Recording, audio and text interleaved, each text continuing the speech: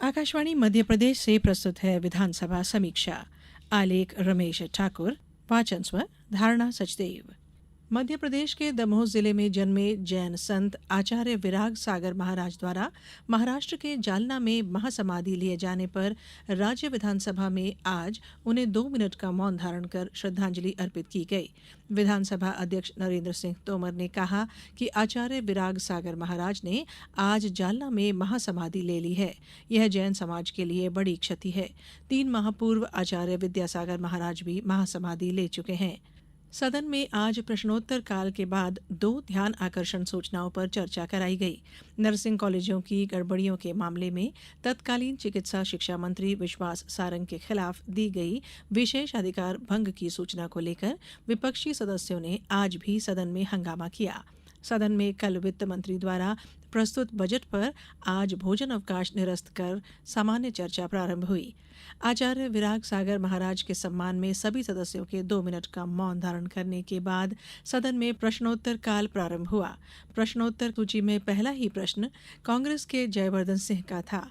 उन्होंने नगरीय विकास और आवास मंत्री कैलाश विजयवर्गीय से जानना चाहा कि भोपाल और जबलपुर में जिन लोगों द्वारा ठेके पर बसें संचालित की जा रही हैं, उनके खिलाफ कार्रवाई क्यों नहीं की जा रही।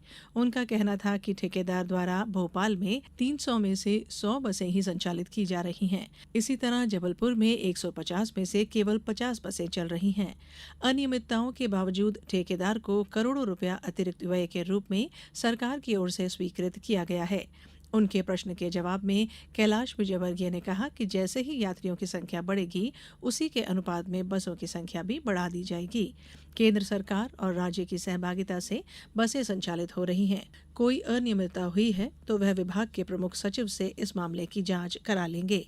सत्ता पक्ष के दिनेश राय मुनमुन का कहना था कि नागपुर से जबलपुर राष्ट्रीय राजमार्ग पर सिवनी जिले के छपारा से बंजारी घाटी के बीच सड़क खराब हो गई है। सड़क के रखरखाव के लिए जिम्मेदार ठेकेदार ने ठीक से मरम्मत कार्य नहीं कराया है। इस कारण उस मार्ग पर जनधन की हानि हो रही है। लोक निर्माण विभाग के मंत्री राकेश सिंह का कहना था कि यह सड़क राष्ट्रीय राजमार्ग प्राधिकरण की है। राज्य सरकार इस संबंध में कोई कार्रवाई नहीं कर सकती। उनके यह कहने पर निदेश राय ने कहा कि कार्रवाई इसलिए नहीं हो रही है क्योंकि सदन में बैठे एक विधायक के रिश्तेदार का ही यह ठेका है। बिना नाम लिए कही गई इस बात पर कांग्रेस के एक विधायक ने खड़े होकर उनका यह कहते हुए विरोध किया कि मेरा उस ठेकेदार से कोई संबंध नहीं है। विधानसभा अध्यक्ष ने लोक निर्माण मंत्री से कहा कि यह 2 विधायकों के बीच का मामला है, सड़क सुधारी जाए, इसके लिए कोई रास्ता निकालें। तब लोक निर्माण मंत्री ने आश्वस्त किया कि इस समस्या के समाधान के लिए राष्ट्रीय राजमार्ग प्राधिकरण का ध्यान आकर्षित किया जाएगा। संसदीय कार्य मंत्री कैलाश विजयवर्गीय ने कहा कि जब तक सड़क ठीक नहीं हो जाए तब तक उस सड़क पर टोल टैक्स निरस्त किया जाए। सदन में आज प्रदेश की अवैध कॉलोनियों का मामला भी गूंजा। नगरीय विकास और आवास मंत्री कैलाश विजयवर्गीय ने स्वीकार किया कि यह समस्या बहुत जटिल है। उनका कहना था कि लोग अवैध कॉलोनियों में भवन बना लेते हैं और चुनाव के समय वहां मूलभूत सुविधाओं की मांग करते हैं। राजनेताओं को मजबूरी में उनकी मांगों को स्वीकार करना पड़ता है। यह प्रश्न सत्ता पक्ष के हरदीप सिंह डंग ने उठाया था।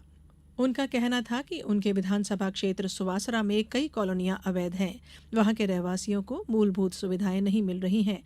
यही प्रश्न सत्ता पक्ष के ही राजेंद्र पांडे का भी था। उनका कहना था कि कई अवैध कॉलोनियों के मामलों में पुलिस थाने में एफआईआर तक दर्ज हुई हैं। नगरीय विकास और आवास मंत्री ने कहा कि यह किसी एक क्षेत्र की समस्या नहीं है, पूरे प्रदेश का ही यह हाल है। उन्होंने कहा कि मुख्यमंत्री के निर्देश पर इस तरह की कॉलोनियों के मामले पर विचार किया जा रहा है। जल्दी ही ऐसी नीति बनाई जाएगी जिससे इस तरह की अवैध कॉलोनियां नहीं बसाई जा सकें। इसके लिए ऐसे कॉलोनाइजर के खिलाफ कड़ी कार्रवाई का कानून बनाया जाएगा।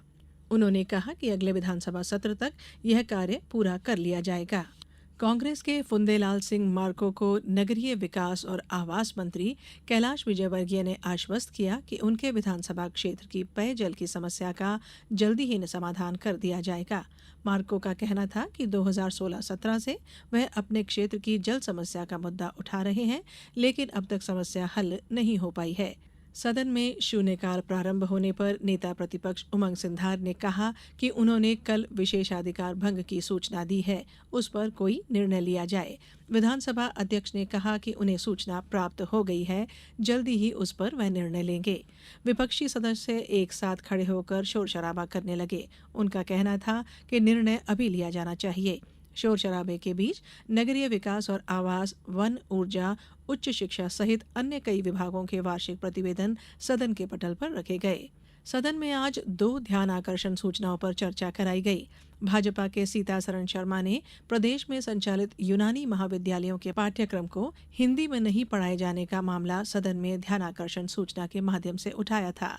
इस ध्यानाकर्षण सूचना के जवाब में आयुष मंत्री इंदर सिंह परमार ने कहा कि जल्दी ही ऐसी व्यवस्था की जा रही है जिससे हिंदी में यह पाठ्यक्रम पढ़ाया जा सके।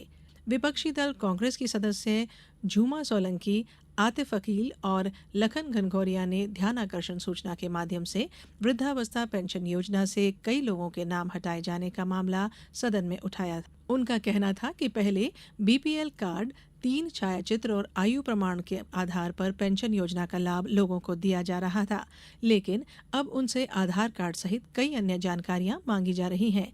इसके अभाव में कई लोगों की पेंशन बंद कर दी गई है। सामाजिक न्याय मंत्री नारायण सिंह कुशवाहा ने अपने जवाब में कहा, केंद्र और राज्य सरकार द्वारा सम्मिलित रूप से इस योजना का संचालन किया जा रहा है। केंद्र सरकार ने अब तक इस योजना को ऑनलाइन कर दिया है।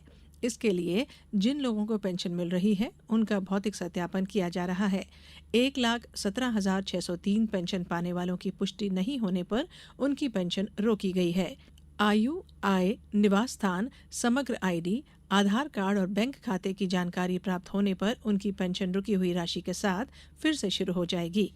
सदन में आज मध्य प्रदेश सुधारात्मक सेवाएं और बंदी गृह विधेयक, मध्य प्रदेश मंत्री वेतन और भत्ता संशोधन विधेयक, मध्य प्रदेश निजी विश्वविद्यालय स्थापना और संचालन संशोधन विधेयक, मध्य प्रदेश गौवंश वध प्रतिषेध संशोधन विधेयक, मध्य प्रदेश माल और सेवा कर द्वितीय संशोधन विधेयक के साथ ही मध्य प्रदेश खुले नलकूपों में इंसानों के गिरने से होने वाली दुर्घटनाओं की रोकथाम और सुरक्षा से संबंधित विधेयक सदन में प्रस्तुत हुए। लोक निर्माण विभाग के मंत्री राकेश सिंह ने सदन में आज सदस्यों को अवगत कराया कि उनके विभाग ने तकनीकी के क्षेत्र का उपयोग करते हुए ऐसा ऐप तैयार किया है जिस पर अब खराब सड़कों के संबंध में छायाचित्र सहित कोई भी व्यक्ति शिकायत दर्ज करा सकता है। शिकायत दर्ज होने के 7 दिन के अंदर शिकायत का निराकरण किया जा सके, यह अनिवार्य किया गया है। यदि ऐसा नहीं होता है तो संबंधित अधिकारी के खिलाफ कार्रवाई का प्रावधान किया गया है। विधानसभा अध्यक्ष ने कहा कि लोक महत्व की यह जानकारी सभी विधायकों को लिखित में प्रदान की जाए ताकि वे अपने क्षेत्र की समस्याओं के निराकरण के लिए इसका उपयोग कर सकें। सदन में आज भोजन अवकाश निरस्त कर वित्त मंत्री द्वारा कल प्रस्तुत किए गए वर्ष 2024-25 के बजट पर सामान्य चर्चा कराई गई। विपक्ष की ओर से कांग्रेस के वरिष्ठ सदस्य राजेंद्र कुमार सिंह ने चर्चा की शुरुआत करते हुए कहा कि यह बजट 3,75,000 करोड़ के कर्ज से दबा हुआ है। ऐसे में विकास की योजनाओं पर कैसे काम हो सकेगा। उनका कहना था कि यह सरकार लोगों को रोजगार तक उपलब्ध नहीं करा पा रही है। लाडली बहनों को 3,000 रुपए तक धनराशि दिए जाने का वादा कर बजट में उसके लिए कोई प्रावधान तक नहीं किया गया है। सत्ता पक्ष की ओर से चर्चा की शुरुआत करते हुए पूर्व विधानसभा अध्यक्ष सीतासरण शर्मा ने कहा कि उनकी सरकार प्रदेश को विकास के मार्ग पर ले जा रही है। आजादी के बाद 15 ही कॉलेज थे, आज हमारी सरकार ने सीएम राइज जैसे स्कूल कॉलेज शुरू किए हैं। रोजगार के साथ ही तकनीकी शिक्षा प्रदान करना हमारी सरकार का पहला लक्ष्य है। शिक्षा के साथ ही शारीरिक विकास जरूरी है। उसके लिए खेल के क्षेत्र में युवा आगे बढ़ सके, यह प्रयास हो रहा है। खेल के लिए सरकार ने 586 करोड़ का इस बजट में प्रावधान किया है। तीर्थ दर्शन योजना के लिए भी 50 करोड़ रुपए स्वीकृत किए गए हैं। विधानसभा समीक्षा